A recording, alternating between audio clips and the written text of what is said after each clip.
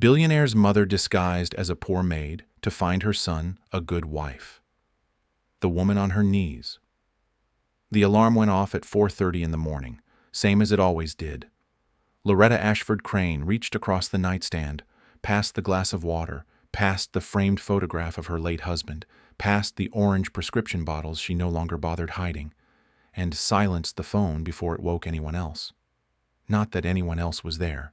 The penthouse on North Michigan Avenue was 4,200 square feet of silence, had been for 11 years since Raymond passed. She sat up slowly. 72 years old, did not sit up fast. The bedroom was dark, except for the Chicago skyline bleeding through the floor-to-ceiling windows, the city glowing amber and violet in the pre-dawn hour. On any other morning, Loretta would have stood at that window with her coffee and watched the lake turn from black to gray to silver. She found peace in that ritual. Raymond used to say she loved the lake more than she loved him, and she always told him he was wrong, and she was almost certain she was telling the truth. But this was not any other morning. She crossed the room to the walk-in closet. Not her side, but the cedar rack along the back wall where she had hung the uniform 3 days ago, after the delivery from the supply company arrived and she had cut the tags off herself with her sewing scissors. It was a faded light blue dress with white collar trim, white sleeve cuffs, and a front pocket that had been washed so many times the original navy embroidery had gone soft and gray. She had ordered it in a size too large on purpose. She did not want it to fit right. She dressed methodically. The uniform, the compression socks. Genuinely hers, she needed them regardless. The rubber-soled shoes she had bought at a Walmart in Naperville, paying cash. The yellow rubber gloves she tucked into the front pocket. And finally, after sitting at the vanity and working with a patience she had developed over decades of board meetings and charity galas and difficult mornings, she began the transformation. No jewelry, no watch. She set aside the gold band she had worn on her right hand since Raymond's funeral, placing it in the small velvet dish on the vanity surface. She took her silver hair, expertly maintained, expensively cut, and pulled it into the kind of bun a tired woman ties without a mirror. Not elegant, not careless either, just functional. The kind of bun that says, "I had other things to think about this morning." She looked at herself for a long moment. Then she looked away, picked up her cleaning supply bag, and took the service elevator down to the parking garage. Ashford Crane Capital Group occupied the top 6 floors of the Meridian Tower on Wacker Drive, and its ground floor lobby was the kind of space that made visitors feel both impressed and slightly ashamed of wherever they had come from. 40-foot ceilings, Italian marble floors in cream and pale gold, a reception desk carved from a single slab of black granite, art on the walls that cost more than most people earned in a decade. The cleaning crew arrived at 5:15. Loretta arrived at 5:12 because she had spent 2 weeks learning the schedule, and because arriving early was a habit so deeply ingrained she couldn't have broken it if she tried. The facility's supervisor, a heavy-set man named Dale who wore his key card on a retractable clip and always looked slightly overwhelmed, glanced at her with the particular look of a man who processes faces as a category rather than as individuals. "You the replacement for Consuela?" he said. "Yes, sir," Loretta said. She had practiced the voice, not performed, just softened, quieter, less projection. The voice of a woman accustomed to not being heard. "Lobby floor is yours until 8. Mop station's in the East Utility Room. Don't touch the art." "Of course," she said. He handed her a laminated building map and walked away. Loretta stood for a moment in the service corridor with the map in her hands, and she allowed herself exactly 5 seconds of doubt, of asking whether this was foolish, whether she had lost her mind, whether Raymond would have put a stop to this before it started. And then she folded the map, tucked it under her arm, and went to find the mop station. She had conceived of the plan 4 months ago, in a hospital room on the 3rd floor of Northwestern Memorial. Dr. Patricia Ossie had delivered the diagnosis with the kind of careful professionalism that told Loretta she had done it many times before. Stage 3. Treatable, possibly. Aggressive, certainly.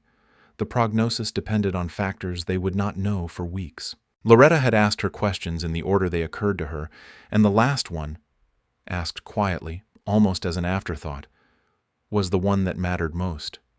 How long if the treatment doesn't work? Dr. Osei had paused in the way doctors pause when they want to be honest, but not brutal. Between 8 and 14 months, she had said. But we're not there yet. Let's not assume the worst. Loretta had nodded, thanked her, and driven home without calling anyone. She had sat by the lake window with her coffee until the sun went down on the other side of the building, and she had thought about her son. Corbin Raymond Ashford Crane was 37 years old.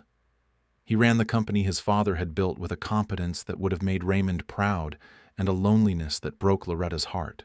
He was handsome in the way Raymond had been handsome, not immediately, but increasingly, the more time you spent with him. He was principled and occasionally blunt, and he worked too hard, and he ate lunch at his desk 4 days out of 5. He had dated a woman named Priscilla Waverton for 2 years, and Priscilla had been beautiful and charming, and Loretta had seen through her so cleanly it was like looking through glass. When Corbin ended it, finally, after Loretta had said nothing for 18 months, he had taken it harder than Priscilla had, which told her everything about who her son was and who Priscilla had never bothered to become. Since then, nothing. 3 years of nothing. Assistants who tried to set him up, his college friends with their dinners and their spare single friends. A dating app he downloaded once and deleted inside a week. Nothing. And Loretta was running out of time to be patient about it. She was not naive. She did not believe she could engineer love. She was not trying to. What she was trying to do was something simpler and harder. She wanted to see who was around her son, really see them, in the way you could only see people when they didn't know who you were. She had spent 50 years watching people perform for the Ashford Crane name, and she was tired of performances. She wanted to see who would stop for the old woman on the floor. That was all. That was the whole plan. By 6:30, the lobby was beginning to fill. The ground floor of Meridian Tower housed 3 tenants besides Ashford Crane Capital, a law firm, a private equity group, and a boutique investment bank. People arrived in waves, the early ones, already on their phones, coffee in hand, who walked through the lobby like they were late for something that had already started. Then the second wave, the talkers, arriving in pairs and clusters, louder, easier in themselves. Loretta worked steadily.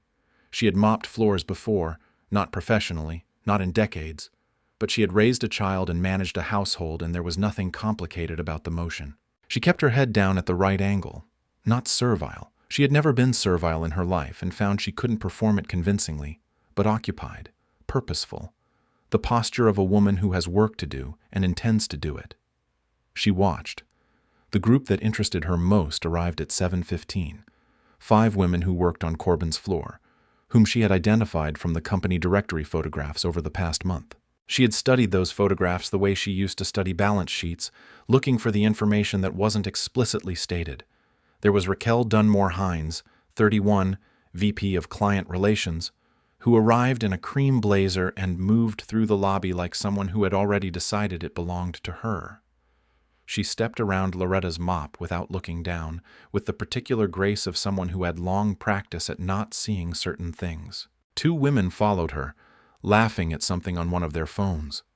There was Brianna Castellano Park, 29, senior analyst, who walked in talking loudly enough that Loretta could hear her from 20 feet away, discussing the quarterly projections with an authority that was mostly performance and a confidence that was entirely real. Interesting combination.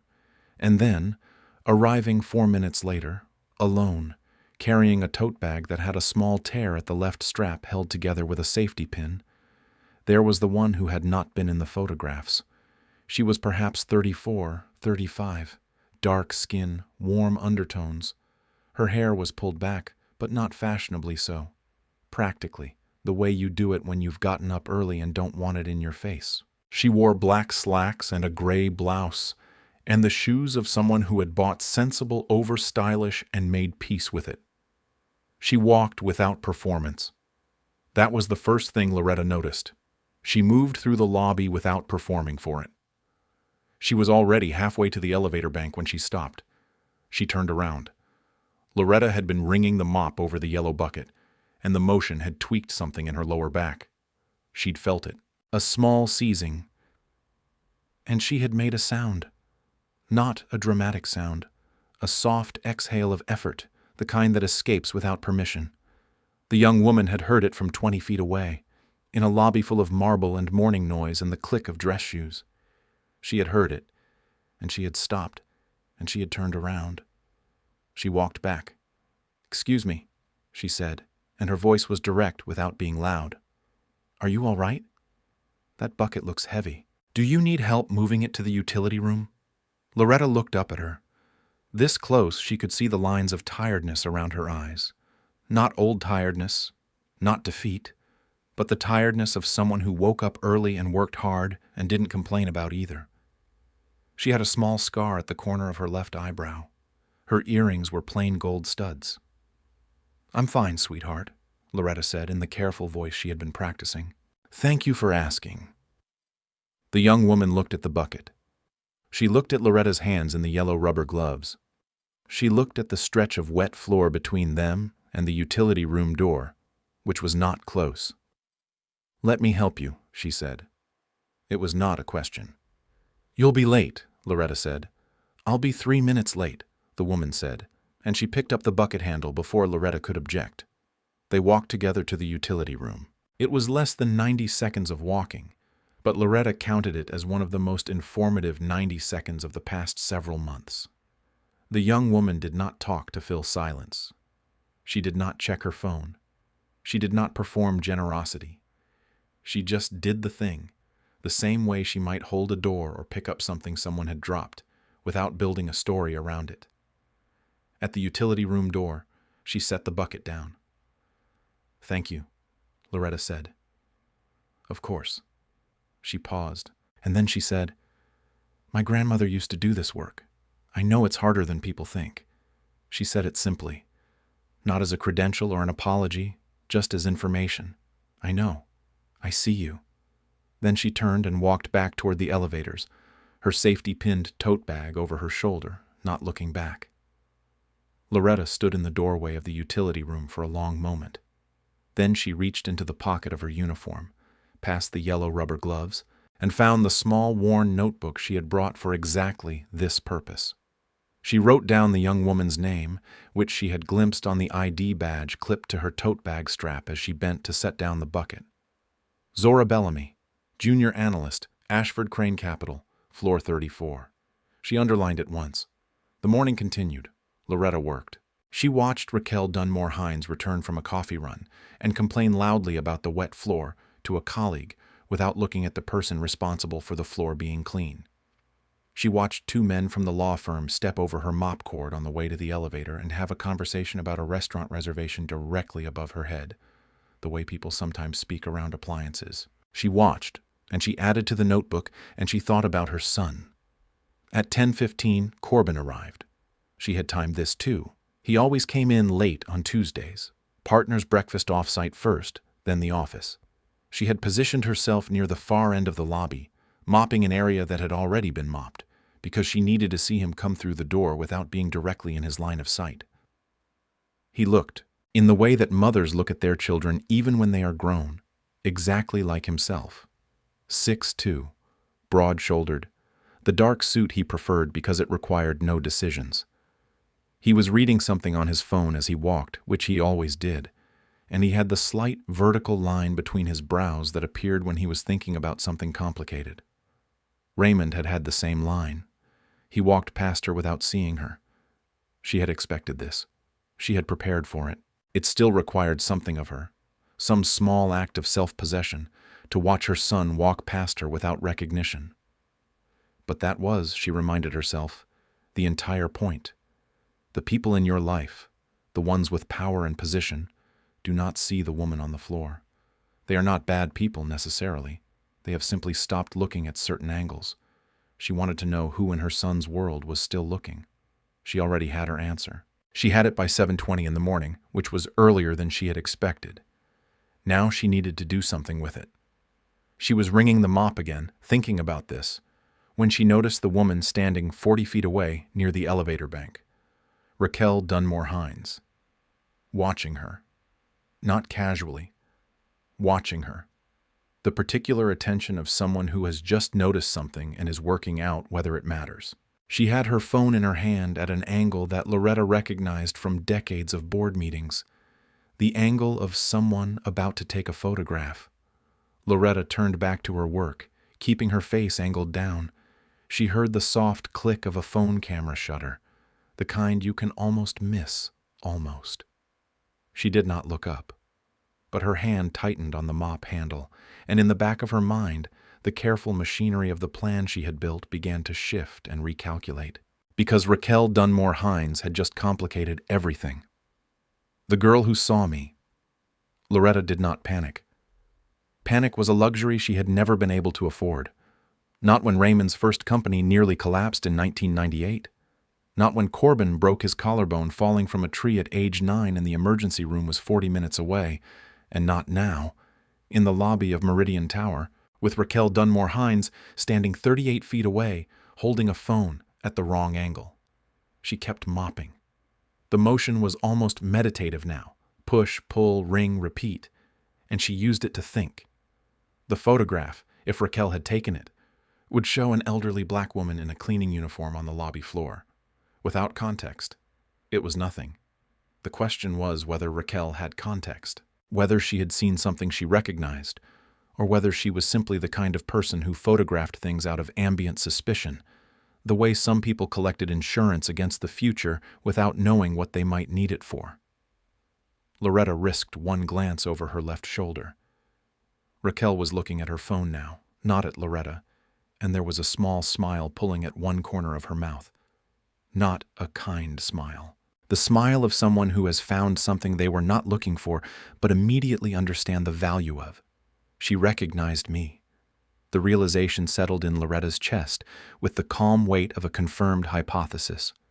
She had known this was a risk. You could change your clothes and your posture and the register of your voice, but you could not change the architecture of your face, and Loretta's face had appeared in enough charity galas and business publications and society pages over the past 30 years that a certain kind of person, an attentive, ambitious person who made it their business to know who the important people were, might recognize her even here. Raquel Dunmore Hines was exactly that kind of person. Loretta made a decision. She maneuvered the mop bucket toward the east corridor, moving slowly, purposefully, the way a woman moves when she is simply going to her next task and not retreating from anything. She turned the corner. The lobby fell behind her. She stood in the corridor for a moment, breathing. Then she heard footsteps, not Raquel's heels. She knew that sound by now, sharp and deliberate. These were softer, flatter shoes. Zora Bellamy came around the corner with her tote bag adjusted on her shoulder and her lanyard swinging, and she stopped short when she found Loretta standing in the corridor. "Oh," she said. "Sorry, I didn't see you there." Then, recognizing her from earlier, her expression shifted into something warmer. "Hey, you okay? You looked a little rattled when I left." Loretta blinked. She had not looked rattled. She was almost certain she had not looked rattled. She had been raised by a woman who said never let them see you sweat and had taken it as architecture, not advice. But Zora Bellamy had seen it anyway. "I'm fine," Loretta said. "Just catching my breath." "It's the marble," Zora said, with the simple authority of someone who has thought about this before. "Cold and hard, and the acoustics make everything louder. It's not a comfortable building to work in." She paused. "Are you on break? You're allowed a break, you know." "Dale is all bark." "You know Dale?" "I've been here 3 years," Zora said. "I know everybody, even the people who don't know me." She said it without bitterness, which made it somehow more striking than if she had. Loretta looked at her. "You have a few minutes?" Zora checked the time on her phone, then looked back up with the directness Loretta had already noted and already respected. "I have about 20, she said. "I was going to the 4th floor break room anyway. Better coffee than 34. She tilted her head toward the stairwell. "You want to sit for a minute?" The 4th floor break room was a plain, rectangular room with a window overlooking the service alley, a coffee machine, a folding table with 4 chairs, and a motivational poster about teamwork that someone had defaced with a red pen in a way that made it considerably more honest. It was, Loretta noted, a room that the people on the upper floors had probably not visited in years. They sat across from each other at the folding table. Zora poured coffee into 2 cups without asking, not presuming, Loretta thought, but practical, because the machine only did 1 serving at a time, and there were 2 of them. She handed Loretta the first cup and set the second brewing for herself. "How long have you been on the morning crew?" Zora asked. "Just started," Loretta said. "Covering for someone." "Consuela," Zora said. "She's great. Hurt her knee." She sat down across from her. "Where were you before?" "Here and there," Loretta said, which was technically true. Zora nodded, and Loretta appreciated that she accepted the non-answer without pushing. "The lobby's a tough assignment," she said. "People in there—" She stopped, revised. "Some of the people in there have a very particular way of moving through space." She wrapped her hands around her coffee cup. "Like the cleaning is just something that happens. Magic, no one doing it." "You notice that," Loretta said. "Hard not to." Zora looked at her steadily. "My grandmother cleaned office buildings in Atlanta for 23 years. Same routine, early mornings. She used to say the loneliest part wasn't the work, it was the invisibility." She paused. "She said you could tell everything about a person by whether they thanked the janitor." Loretta was quiet for a moment. The coffee was bad, burned and a little bitter, and she drank it gratefully. "What do you do here?" she asked. "On 34. "Junior analyst," Zora said. "Financial modeling, portfolio analysis, some reporting. Mostly I build things for other people to present." She said it without self-pity, just plainly, the way you state a fact about weather. "I've been trying to get moved up to a senior role for about a year. There's an opening. I applied." She turned the coffee cup slowly in her hands. "We'll see." "You don't sound hopeful," Loretta said. Zora looked at her, a look that was measuring but not unfriendly, like someone deciding how honest to be with a stranger. "I'm realistic," she said finally. "Some places, they see what you can do. Some places, they see what they expect to see. This one—" She shook her head slightly. "I haven't figured out which one it is yet." "What would it take," Loretta asked, "to make them see?" Zora was quiet for a moment. Then she smiled. Not a performative smile, not a polished one, but the smile of someone who finds something genuinely surprising. "Nobody's asked me that before," she said. "I'm asking," Loretta said. And so Zora Bellamy, junior analyst, told an elderly cleaning woman in a faded light blue uniform about the pattern she had found in 3 years of building financial models that other people signed their names to. About the discrepancy in the Monterey account that she had flagged twice and been told to leave alone. About the presentation she had built from scratch that had gone upstairs with Raquel Dunmore-Hines's name on the title slide. About the work, the actual work, the quality of it, the care in it, and the precise and grinding experience of doing it well in a place that had decided not to notice. She spoke without performance. She didn't dramatize it or minimize it. She just said what was true, in the flat, clear way of someone who has processed the unfairness of something and come out the other side into something steadier than anger. Loretta listened with the complete attention she had once given to quarterly reports and acquisition proposals and the recommendations of people she paid significant amounts of money to advise her. This woman, she thought, is the real thing. Not because she was talented, though she clearly was. Not because she was principled, though that too. But because she talked about her work the way Loretta had always believed people should talk about it, like it mattered for its own sake, like doing it well was reason enough regardless of who saw. Raymond had been like that. It was the thing she had loved first about him. She became aware that she was in danger of her eyes filling, which was not acceptable under the circumstances, and she pressed one finger briefly to the corner of her eye and redirected. "You'll get the role," she said. Zora looked at her. "You can't know that." "No," Loretta agreed, "but I know talent is harder to ignore than people think. It tends to insist." She set down her coffee cup. "Don't stop insisting." They sat for a moment in the kind of companionable silence that only happens between people who have, in some unspoken way, recognized each other. Then Zora looked at the time and stood, the way a person stands when the clock is genuinely against them. "I have a 9 o'clock," she said. "Thank you for the conversation." She paused, with her tote bag over her shoulder. "I didn't catch your name." "Loretta," she said. And she watched Zora's face to see whether the name landed anywhere, whether she parsed the syllables and the surname waiting unspoken behind them, and she saw nothing, just a warm, uncalculated response. "Loretta," Zora said. "Nice to meet you. I hope the rest of your shift is easier." She meant it. Loretta could always tell. She listened to the footsteps go up the stairwell. She sat alone in the break room for another few minutes, turning her coffee cup in her hands, and she thought that she had perhaps underestimated how much it would cost her to do this. Not the disguise, not the logistics, but this. Sitting across from someone worth knowing in a borrowed identity, unable to simply say, "I see you. I see what you're worth. Let me do something about it." She was going to have to be patient. A little longer. She was not certain how much longer she had. The morning was almost done. Loretta was returning the mop and bucket to the utility room when she heard the elevator doors open behind her, and then, immediately, the voice. Zora. Corbin's voice. She recognized it the way mothers recognize their children's voices through walls and crowds and years. Low, clear, carrying the unconscious authority of someone who had been in charge long enough that command had become habitual. She flattened herself slightly against the utility room doorframe, out of his direct sightline, her heart doing something complicated. "Mr. Ashford Crane," Zora's voice from down the corridor.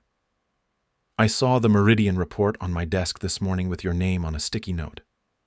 "Why?" A pause. "Because I wanted to flag that the modeling on page 12 uses a methodology I'm not sure accounts for the Q3 corrections. I can walk you through it if—" "I don't need a walkthrough," he said. "I need analysts who run their concerns through their direct supervisors, not who sticky note the CEO's desk." The silence that followed had texture, the kind of silence that forms when a reprimand lands on someone who was not expecting it and is deciding whether to absorb it or push back. "I understand," Zora said finally. Her voice was careful, level. "The report was due yesterday. I didn't have time to go through 3 layers of—" "That's not how it works here," Corbin said. "You know that." Another silence. "Yes, sir," she said. Loretta heard footsteps. His, decisive, moving away. The elevator called from the upper floor, and then, under the sound of the elevator, something smaller. A single, slow exhale from Zora Bellamy, the kind you let out when you're sure no one is listening. Loretta stepped out of the utility room doorway.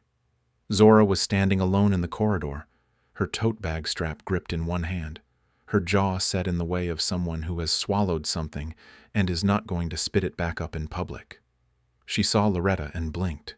"I'm fine," she said before Loretta could speak. "I know," Loretta said. "You're allowed to be something other than fine." Zora looked at her, and for one unguarded moment the composure dropped just slightly, not to tears, not to anger, but to something more honest than either. Something tired and quietly certain, the expression of a person who has been right and unacknowledged so many times that being wrong would almost be a relief. "Go home," Loretta said gently. "Come back tomorrow. Don't let one moment erase what you know about yourself." Zora laughed, a small, surprised sound. "You really say exactly what you mean, don't you?" "I'm too old for anything else," Loretta said. Zora squeezed her arm once, lightly, and turned toward the exit. Loretta watched her go. Then she turned and walked to the service elevator, and she pressed the button for the parking garage, and when the doors closed around her and she was finally alone, she allowed herself a moment of something she had not expected to feel. Fury. Not at Zora. Not at circumstances. At her son. She had watched him reprimand a woman who had done nothing wrong, had done, in fact, the work of several people, had cared about accuracy when everyone above her had stopped caring, had tried to do the right thing in an environment that kept rewarding the wrong ones. And he had not seen any of it. He had seen a breach of protocol. He had seen a process violation. He had seen a junior employee who had not followed the chain of command. He had not looked. And if there was one thing Loretta Ashford Crane had spent 72 years trying to do, it was teach people, her son most of all, how to look. The elevator opened to the parking garage. She walked to her car. She drove 3 blocks north before she pulled over, put the car in park, and called her son's private cell phone. It rang twice. "Mom," he said, "I'm between meetings." "I know," she said. "This will be brief." She had spent 11 years being brief with him when necessary and expansive when he needed it, and she knew which was required now. "You humiliated someone this morning. A junior analyst who was trying to do her job correctly. Her name is Zora Bellamy." The silence on his end was different from Zora's silence. This was the silence of a person recalibrating. "How do you know about—" "That doesn't matter," Loretta said. "What matters is this. You will find her. You will apologize. You will look at the work she has been doing, and you will look at it properly." She paused. "I am not asking." "Mom?" "You will apologize," she said again quietly, "or you will lose something far more valuable than whatever that morning cost you. Do you understand me?" Another silence. She heard him exhale. "I'll look into it," he said. "That's not what I said," she said. The silence stretched another full second. "I'll apologize," he said. "Thank you," she said. "I'll talk to you Sunday." She hung up. She sat in the parked car on Wacker Drive with the engine running, watching the city move around her, the taxis and the cyclists and the delivery trucks and the people in good coats walking fast. And she thought about Zora's face in the corridor, and about her son's voice on the phone, and about the distance between those two things, and whether she had enough time left to close it. She reached into the pocket of her cleaning uniform and felt the small notebook between her fingers. She thought about the name written there, underlined once, with the careful hand of a woman who had learned a long time ago that the most important decisions often arrived without fanfare. She pulled back into traffic. She had work to do. The weight of a secret. Corbin Ashford Crane did not sleep well on Tuesday night. He told himself it was the Meridian report, the methodology question Zora Bellamy had flagged, which he had looked at properly after his mother's call and found, with the particular discomfort of a man who has been right about being wrong, was entirely valid. Page 12 was broken. The Q3 corrections had not been applied. If that report had gone to the Carver Group without revision, they would have caught it in the first meeting, and the damage to the firm's credibility would have been specific and traceable and his. She had been right. She had tried to tell him, and he had dressed her down in a corridor in front of empty air, which was somehow worse than an audience. The indignity of being corrected alone, with no witnesses to at least make the moment mean something. He lay in the dark of his Lincoln Park townhouse and looked at the ceiling and thought about her face. Not the face she had made while he was speaking. That had been controlled, professional, the careful surface a person builds when they have learned that showing anything costs more than it returns. He had recognized that face. He had seen it in himself, in the mirror, in the years after his father died, and he had to keep running the company while grieving, and could not afford to do either incompletely. He was thinking about the fraction of a second before she composed herself, the brief, unguarded moment when she'd looked up at him in the corridor and he'd seen, not anger, not hurt exactly, but something more precise than both, the weary recognition of a pattern she had encountered before and had not yet found a way to stop. She's been dealing with this for years, he thought, and then, because he was honest with himself in the dark, in a way he was not always honest in daylight, and some of it has been here, in this building, on my watch. He picked up his phone at midnight, opened the internal HR portal, and pulled Zora Bellamy's employee file. 3 years at Ashford Crane Capital. Junior analyst, financial modeling division, reporting to Raquel Dunmore Hines. Performance reviews, consistently rated in the top quartile.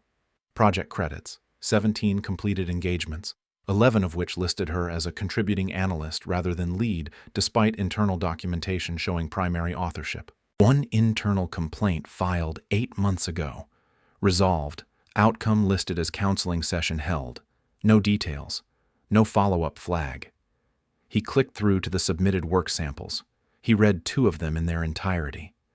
By 1 in the morning, he had stopped thinking about sleep. By 2, he had opened a new document on his laptop and begun drafting notes that were not, technically, notes about work. He found her the next morning. Not by accident. He had asked his assistant, Theodora, to find out Zora's arrival schedule without explanation, which Theodora had done with the professional incuriosity she applied to all of his stranger requests.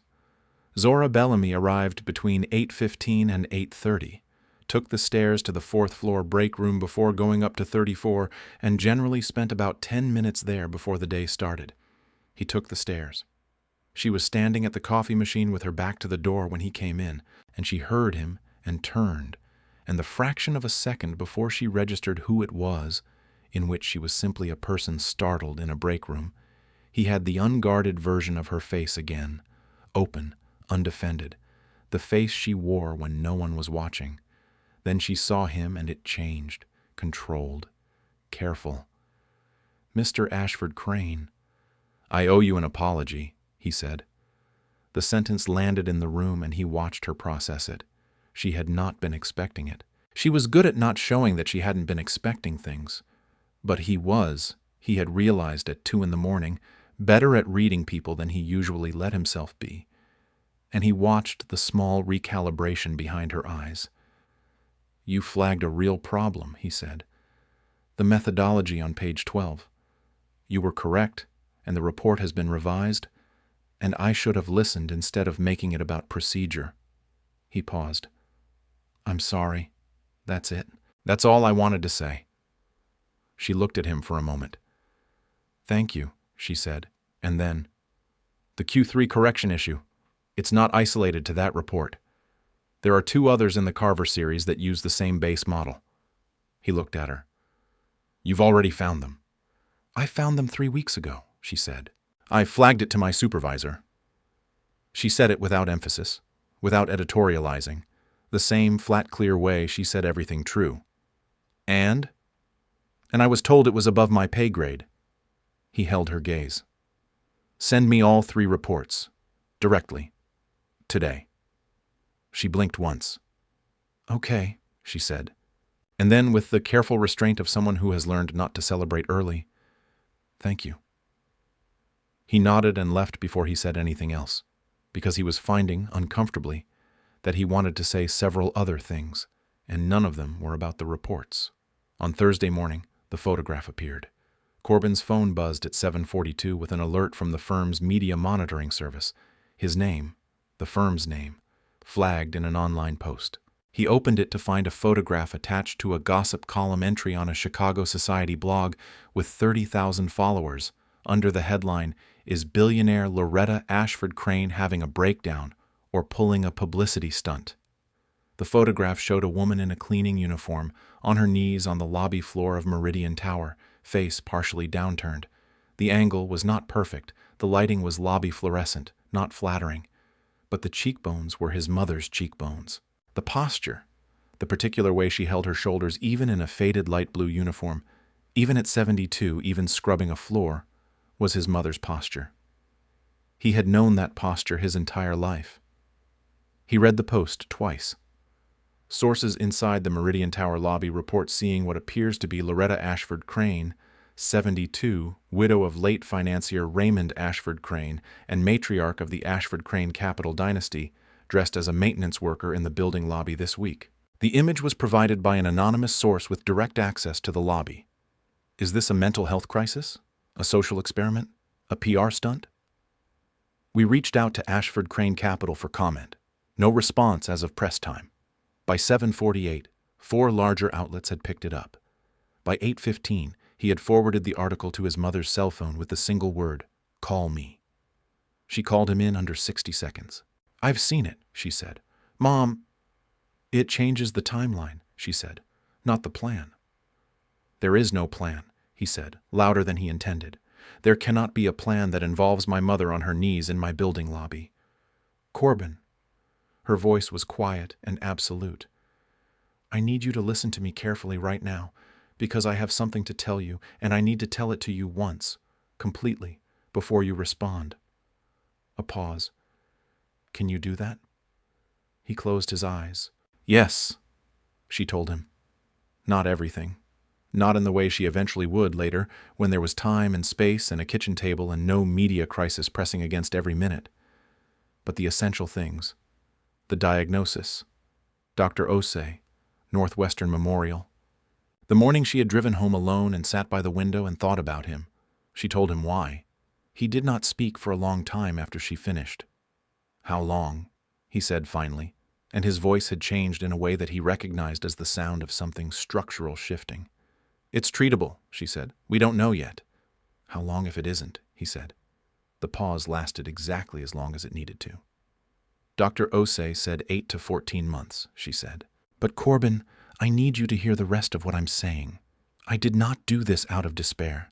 I did this because I love you, and I had a finite window, and I wanted to use it well. I needed to see who was around you. Really see. Do you understand? I understand, he said, and it came out rough.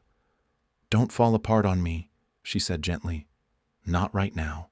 Right now I need you to help me manage the story. He pressed the heel of his hand against his eyes.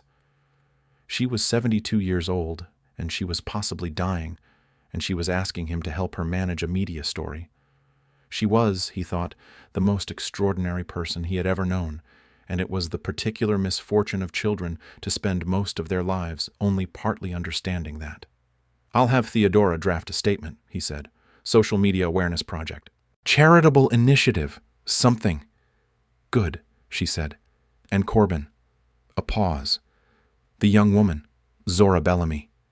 He went very still. Yes, he said. She doesn't know, his mother said, about who I am, about any of this. She has to find out from you, not from a tabloid. Do you understand what I'm telling you? The weight of it arrived all at once. Zora, sitting across from his mother in a break room, sharing the kind of honest, unguarded truth you only share with strangers. Zora, who had no idea. Who would, when she found out, feel the precise and terrible sensation of having been a subject in someone else's experiment without her knowledge or consent? I understand, he said. Then go, his mother said, before she sees it herself. He was too late.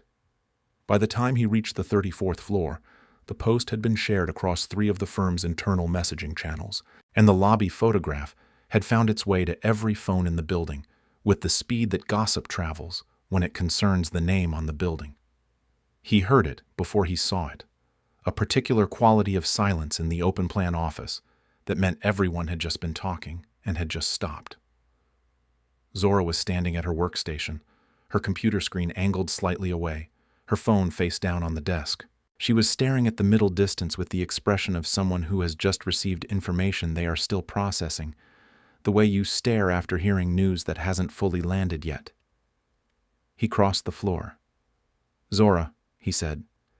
She looked at him, and this time the controlled surface was not entirely in place, and he could see under it, not hurt, not anger, but something more complex and harder to address. Betrayal, yes, but threaded through with a confusion she was too intelligent to ignore. The confusion of someone asking themselves what the rules of a situation were when the rules had not been disclosed. The cleaning woman, she said. The woman I talked to in the break room, her name was Loretta. Yes, he said. Loretta Ashford Crane, she said. Your mother. Yes. She looked at him for a long, steady moment, and in it he saw her assemble the architecture of the past 2 days with the methodical precision she applied to everything. The conversation, the coffee, the questions Loretta had asked, the things Zora had said in the frank and open way she talked to strangers she would never see again. She was reassembling it all with new information, and he could see, on her face, what it looked like when the picture reformed. I told her things, Zora said, about my work, about this place, about... She stopped. I know, he said. She was testing me, Zora said. It came out flat. She was looking for someone for you. He didn't flinch from it. Yes, I didn't know. I want to be clear about that. She absorbed this. He could see her deciding whether to believe it, turning it over with the same care she turned over financial models. Looking for the flaw. He held her gaze and did not look away, because he had nothing to hide, and he understood that being witnessed during honesty was the only currency that was worth anything right now. "I need some air," she said. She picked up her tote bag, the safety pin still holding the strap, and she walked toward the elevator, not running, not dramatic, just moving with the quiet, deliberate pace of a person who has made a decision and is implementing it. He followed her to the elevator bank. The doors were closing when he got there, and he put his hand in the gap. Something he had never done in his life, not for anyone. And the doors opened again. She looked at him. "Everything was set up," he said. "I know that. I know you feel used, and I know you have every reason to." The elevator held. "But I need you to know that whatever my mother's intentions were, she didn't manufacture what she found. She can't do that. She isn't able to." He paused, and something moved through his chest that he had been ignoring since 2 a.m. and could no longer afford to ignore. "She found someone real, and I'd like the chance to—" "Mr. Ashford Crane," Zora said. "Corbin," he said. She looked at him for a long moment. The elevator doors tried to close again, and he held them open. "Everything was a lie," she said quietly. "Almost everything," he said. "One thing wasn't." She searched his face. Then the doors were insisting, and he let them go, and she descended. And he stood in the elevator lobby on the 34th floor of his own building while the city spread enormous and gray outside the windows, and felt, for the first time in 3 years, the specific and frightening sensation of wanting something that had nothing to do with work. What love actually costs. Zora walked for 11 blocks before she stopped. She did not plan to stop at 11 blocks. She had not planned anything past getting out of the building and into air that did not have Corbin Ashford Crane's voice in it. Air that did not carry the particular pressure of a situation she had not agreed to be inside. She walked south along the river with her tote bag over her shoulder and her coat insufficient for the November wind coming off Lake Michigan, and she thought in the unfocused, non-linear way you think when you have too much information and no framework yet to put it in. The woman in the break room, Loretta. The coffee and the folding table and the questions asked in a voice that had genuinely seemed, like the questions of a person simply interested. What would it take to make them see? Who asks that? Who asks a junior analyst that question in a 4th-floor break room over burned coffee, except someone who is something other than what they appear to be? Someone who was testing her. The word landed badly every time she let herself think it. Not because she was unfamiliar with being assessed. Her entire career had been one long continuous assessment, formal and informal, documented and undocumented. The performance reviews and the project credits and the silent scoring that happened in hallways and over lunch orders and in every room where she was the person most likely to be underestimated. She knew what it felt like to be evaluated. What she did not know, what she had never been prepared for, was what it felt like to have thought she was simply talking to someone. To have been honest in the way you are only honest with strangers, because the stakes seem low and the connection is temporary. And there is something freeing about speaking your truth to a face you will never see again. She had told Loretta Ashford Crane things she had not told her own sister. And the whole time, the older woman had been watching her with the precision of a scientist and the warmth of something she still couldn't entirely dismiss as performance. And Zora did not know what to do with that combination. She stopped at a bench overlooking the river and sat down, and the cold came through her coat immediately, and she did not move. She thought about the way Loretta had said, "Don't stop insisting." She thought about whether that had been manipulation or wisdom, and whether something could be both at once, and whether it mattered. Her phone buzzed. Unknown number. She let it go to voicemail. 30 seconds later, a text from the same number. "This is Loretta. I got your number from the company directory. I know I don't have the right to ask you to hear me out. I'm asking anyway. I'm at the Peninsula Hotel bar on Superior. I'll be there until noon." Zora stared at the message for a long time. Then she got up from the bench and started walking north. The Peninsula Hotel bar at 10:40 in the morning was nearly empty. A businessman in a corner working his laptop with headphones in. a couple conducting the quiet, low-voiced conversation of two people who had been arguing before they arrived and had agreed to a ceasefire for the duration of brunch.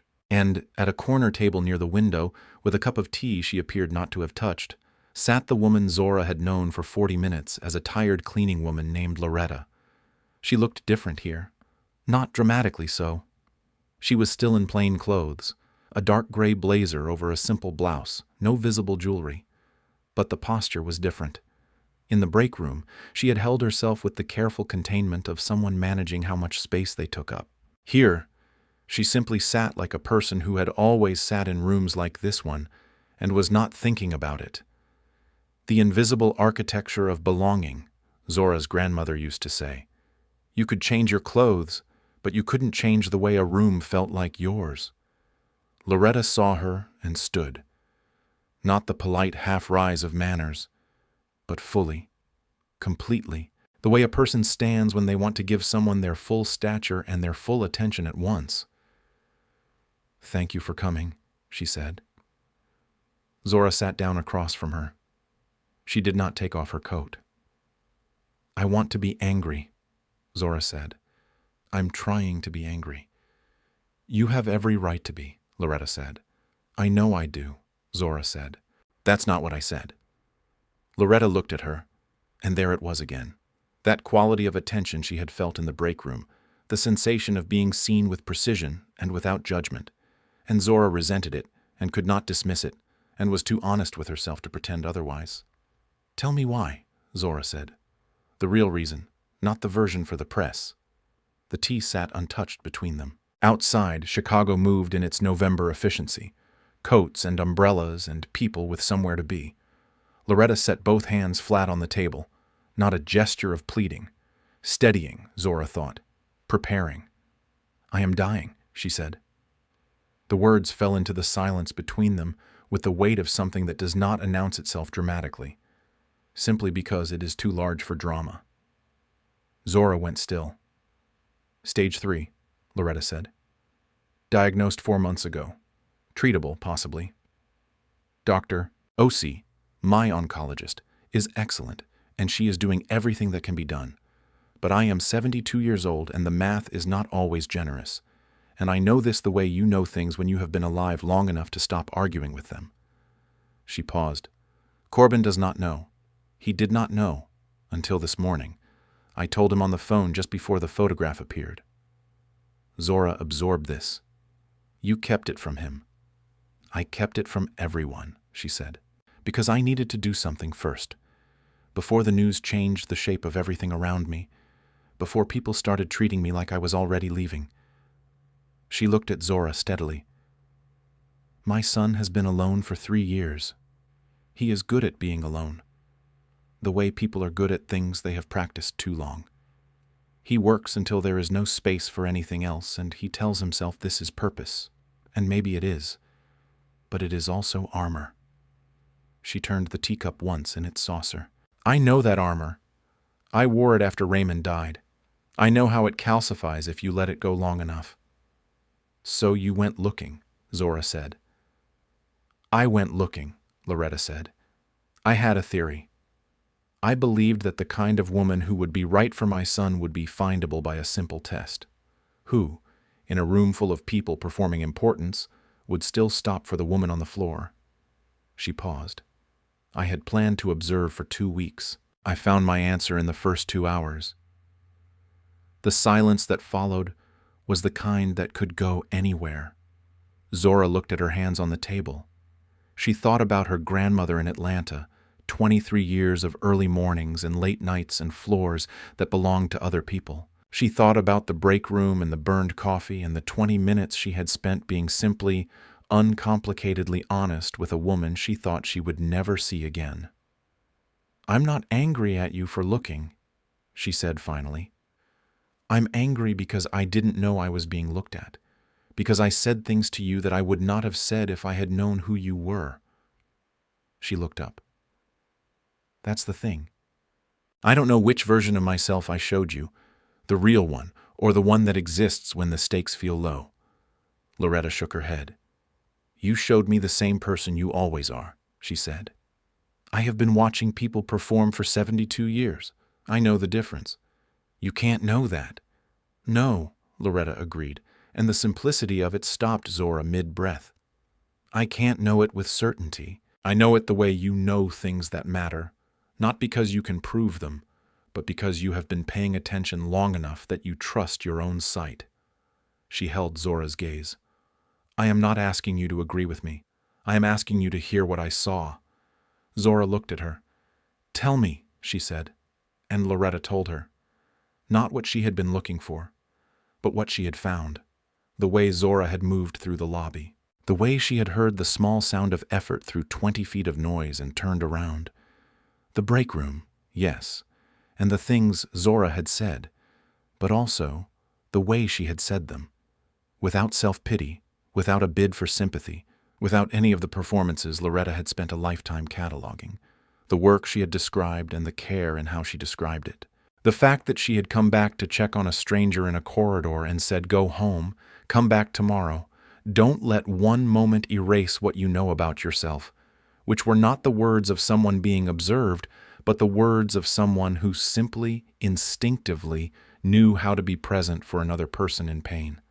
That woman, Loretta said, is not a performance. She is who you are, and she is who I would want next to my son when I am no longer next to him myself.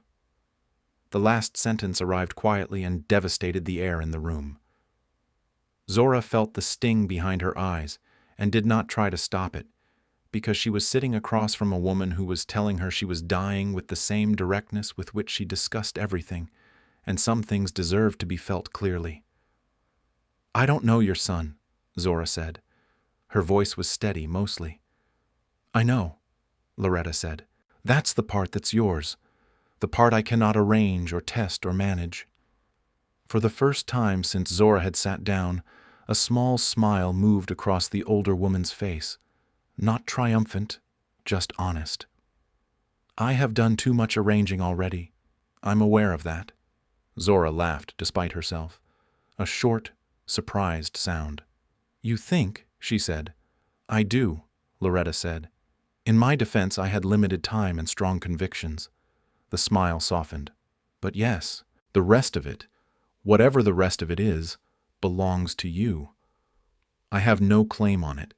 I have no right to ask for anything more than what I'm asking for right now, which is this. Don't let what I did erase what is real. Zora sat with this. Outside, the November sky had gone the pale flat white of a Chicago winter approaching, the light even and diffuse and endlessly patient. She thought about Corbin in the elevator, his hand holding the doors open, the sentence he hadn't finished. She had not wanted him to finish it, because finished sentences require responses, and she had not been ready for the weight of a response. She was not entirely sure she was ready now, but she thought about 34 floors of a building that had decided not to see her, and the one morning when two people, one in a maid's uniform and one in a dark suit who had come to a fourth-floor break room he had no business being in, had stopped and looked. She thought that there was a version of courage that was not grand, that did not arrive with music or certainty, that was simply the willingness to stay in the room a little longer. She reached across the table and covered Loretta's hand with both of hers. The older woman went very still. I forgive you, Zora said. I mean it. I'm not saying it to be gracious. Loretta's composure held for 2 full seconds. Then it didn't. She pressed her other hand over Zora's and closed her eyes for a moment, and Zora saw, for the first time, what 72 years of carrying things looked like when you finally set one of them down. Corbin called it noon.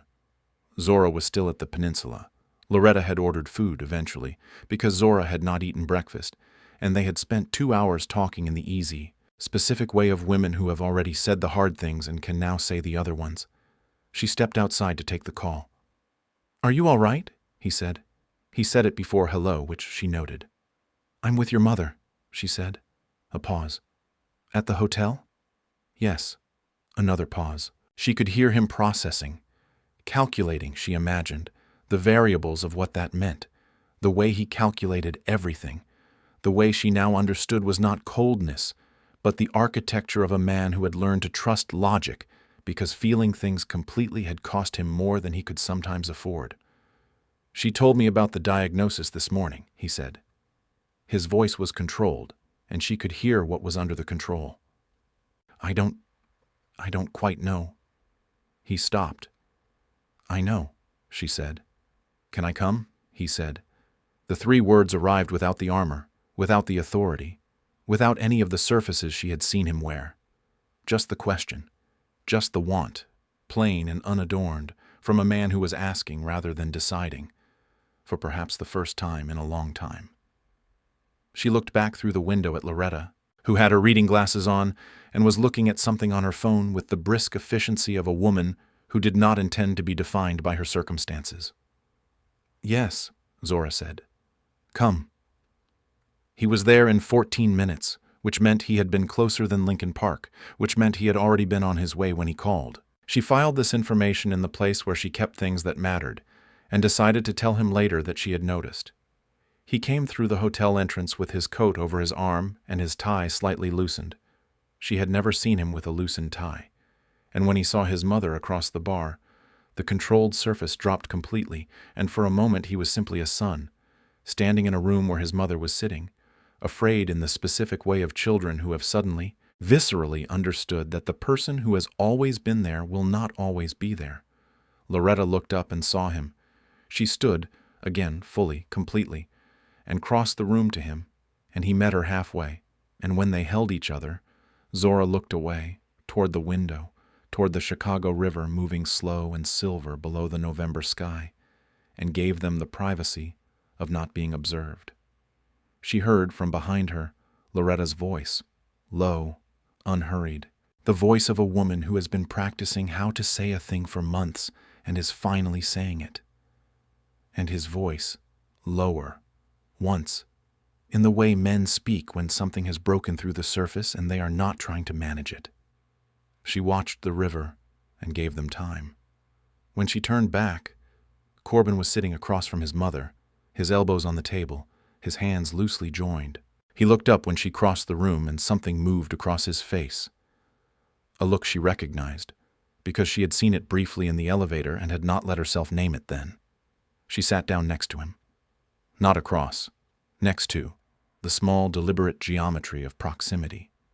He looked at her, questioning, uncertain in a way she had not seen him be uncertain, and she understood that the uncertainty was the honest version of him, the one that appeared when he stopped performing competence, and she found she preferred it enormously to the corridor version who had dressed her down over a procedural violation. "The reports you sent me," he said. And the conversation started there, in the place where both of them were fluent, where they had ground under their feet, and it did not stay there. It moved, the way conversations do when the people having them are finally, fully present. They talked about the work, and then about the building, and then about Chicago, and then about things that had nothing to do with any of it, and Loretta drank her tea and occasionally interjected with the precision of a woman who knows exactly when to speak and when to be quiet, which was a skill Zora intended to study. Thanksgiving arrived 3 weeks later. Zora brought her grandmother's sweet potato casserole, the recipe written on a note card in her grandmother's handwriting, which was the most precious document she owned. Loretta had set the table with the family silver and put on Coltrane, because Raymond had played Coltrane for every holiday without fail, and the penthouse smelled of roasted turkey and candle wax, and something older and warmer that Zora did not have a name for, but recognized as the particular scent of a home that had held a great deal of love over many years. They ate for 3 hours.